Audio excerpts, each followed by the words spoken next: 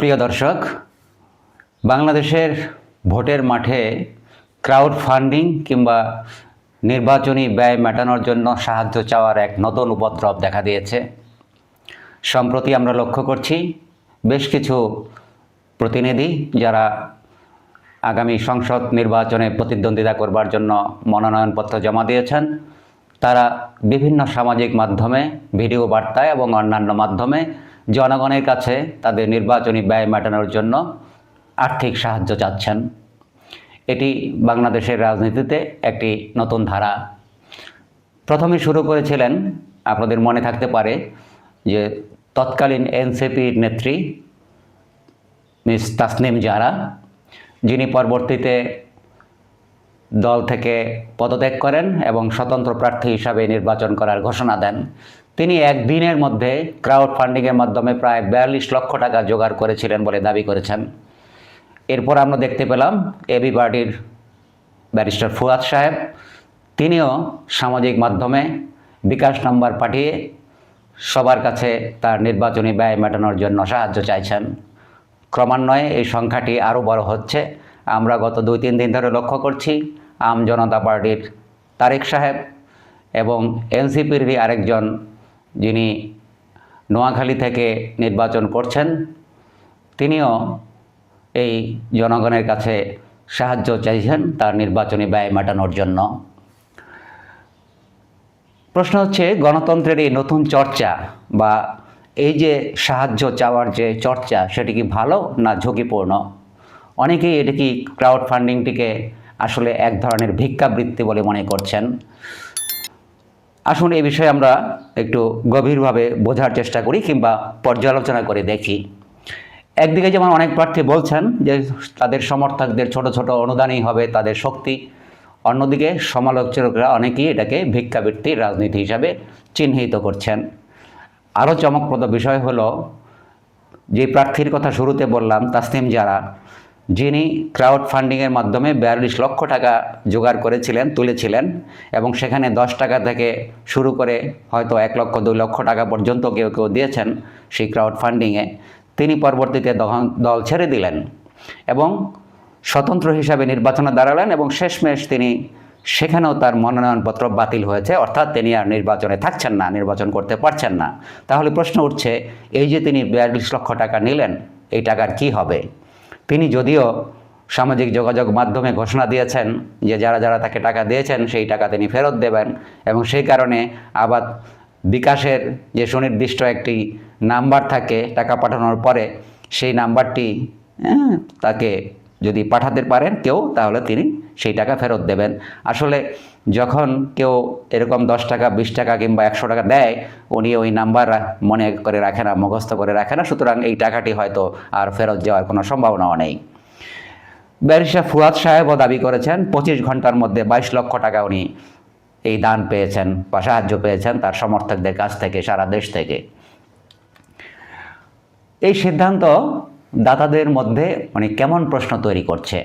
একদিকে যেমন নির্বাচন থেকে সরে যাওয়া টাকা নিয়ে, বা টাকার কি নির্বাচনে গেছে নাকি অন্য কোনো খাতে, সেই বিষয়েও তো প্রশ্ন উঠতে পারে। এমন সংশয় তৈরি হওয়াটা কি স্বাভাবিক নয়?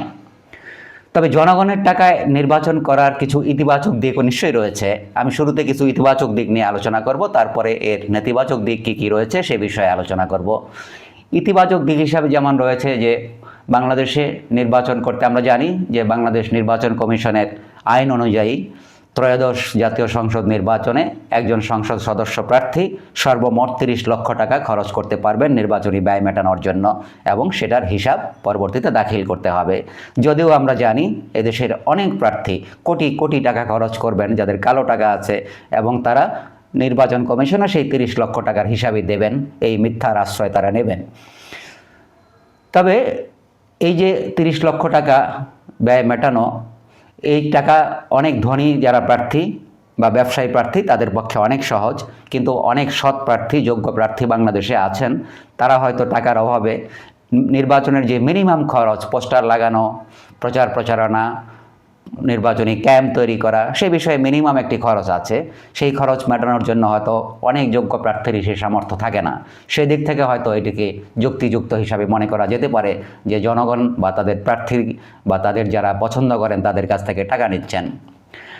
ছোট অঙ্কের এই অনুদানগুলির মাধ্যমে ভোটারদের সাথে এক ধরনের জনসম্পৃক্ততা তৈরি হয় এবং প্রচারণার সাথে মানসিকভাবে এক ধরনের এই ভোটাররা বা সমর্থকরা জড়িয়ে যান। সেটা তারা অনেক সময় এই মুভমেন্টের বা নির্বাচনের যে প্রচারণা তার পার্ট হিসাবে তারা ফিল করেন, সেটা এক ধরনের ইতিবাচক দিক হতে পারে। স্বচ্ছতার ক্ষেত্রে যেহেতু টাকা সরাসরি জনগণের কাছ থেকে আসছে, তাই এর ব্যবহারে খুব বেশি স্বচ্ছতার চাপ তৈরি হয়, এটি একটি ভালো দিক হতে পারে। কিন্তু একটু আগেই বললাম যে যিনি 42 লক্ষ টাকা নিয়ে এখন নির্বাচন থেকে সরে গেছেন, তারই টাকার স্বচ্ছতার কি হবে, কিংবা এখনও যারা টাকা চাচ্ছেন তারা কতটা স্বচ্ছভাবে এই হিসাব জনগণকে বুঝিয়ে দিতে পারবেন। এখন বলি এর নেতিবাচক দিকের কথা। এখানে দায়বদ্ধতার সংকট তৈরি হতে পারে। যেমন জনগণের টাকায় যদি নির্বাচিত প্রার্থী তারা যদি জয়ী হন, তাহলে তারা কি তাদের দাতাদের কাছে দায়বদ্ধ হবেন, নাকি সকলের কাছে তারা দায়বদ্ধ থাকবেন?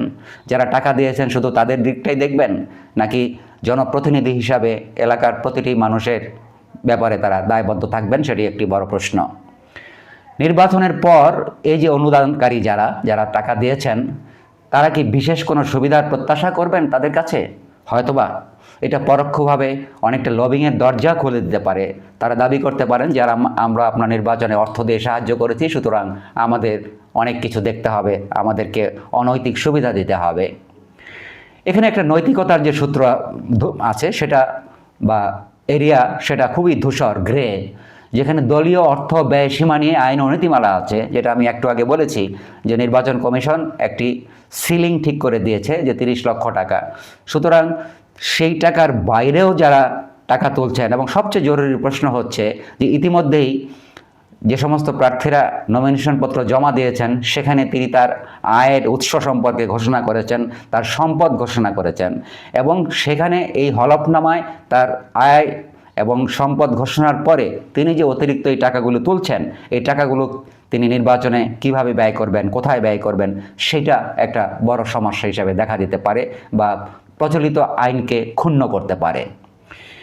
বিশ্বাসের জায়গা থেকে যে প্রার্থী সংগ্রহ করে প্রত্যাহার করলেন, যারা তাসনিম জারার কথা বললাম, তিনি বিশ্বাসযোগ্যতা হারালেন। অতএব ভবিষ্যতে যদি সৎ উদ্দেশ্য নিয়েও কোনো প্রার্থী এ ধরনের আহ্বান তার সমর্থকদের কাছে জানান, হয়তো তেমন সাড়া ভবিষ্যতে পাওয়া নাও যেতে পারে, কারণ তারা প্রতারিত ভাবতে পারেন নিজেদেরকে। এই প্রার্থী যদি পরাজিত হন, তাহলে যে সংগ্রহকৃত যে অর্থ, যে টাকাটা তিনি সংগ্রহ করেছেন এইভাবে, সেটার সঠিক ব্যবহার নিয়ে তীব্র সমালোচনা এবং আইনি জটিলতার মুখোমুখি হতে পারেন।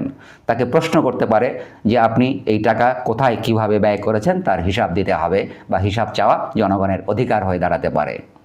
আর যদি প্রত্যাহার করেন যিনি নির্বাচন থেকে, তাহলে তাদের যে রাজনৈতিক বিশ্বাসযোগ্যতা, সেটা দীর্ঘমেয়াদে ক্ষতিগ্রস্ত হবে, এবং ভবিষ্যতে যেটা আমি একটু আগে বললাম, কেউ হয়তো অর্থ সাহায্য দিতে হাত বাড়াতে এগিয়ে আসবে না, কিংবা দ্বিধা করবে বা দুইবার চিন্তা করবে।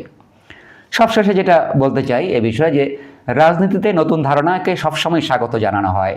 গণতন্ত্রের নতুন ধারা, গণতন্ত্রের নতুন টেকনিক বা কৌশল, সেটা সবসময় ওয়েলকাম করা হয়, যদি তার জবাবদিহিতা এবং নৈতিকতার প্রশ্নের জায়গা থেকে ঠিক থাকে, বা নৈতিকতার প্রশ্নে যদি উত্তীর্ণ হতে পারে।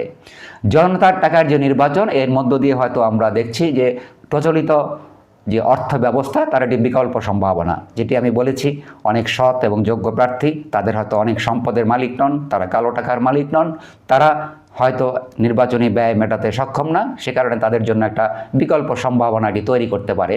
কিন্তু এই পথে হাঁটতে হলে দরকার কঠোর স্বচ্ছতা। কিভাবে টাকা সংগ্রহ হচ্ছে, কোথায় টাকা ব্যয় হচ্ছে, তা পরিষ্কার একটা রোড ম্যাপ থাকা দরকার। তা না হলে গণতন্ত্রের এই যে সম্ভাবনাময় পথ, সেটি হয়ে উঠতে পারে নতুন বিতর্কের জন্মদাতা। এই নতুন বিতর্ক জন্ম দিতে পারে। আপনাদের কি মনে হয়, এটি গণতন্ত্রের অগ্রগতি নাকি অধঃপতন? আপনি কি কোনো প্রার্থীকে এমনভাবে অতি স্বাচ্ছন্দ্যে অর্থ দিতে পছন্দ করবেন বা স্বাচ্ছন্দ্য বোধ করবেন? কমেন্টের মাধ্যমে আপনাদের মতামত জানাতে পারেন। আজকের আলোচনা এখানে শেষ করছি। সবাইকে ধন্যবাদ।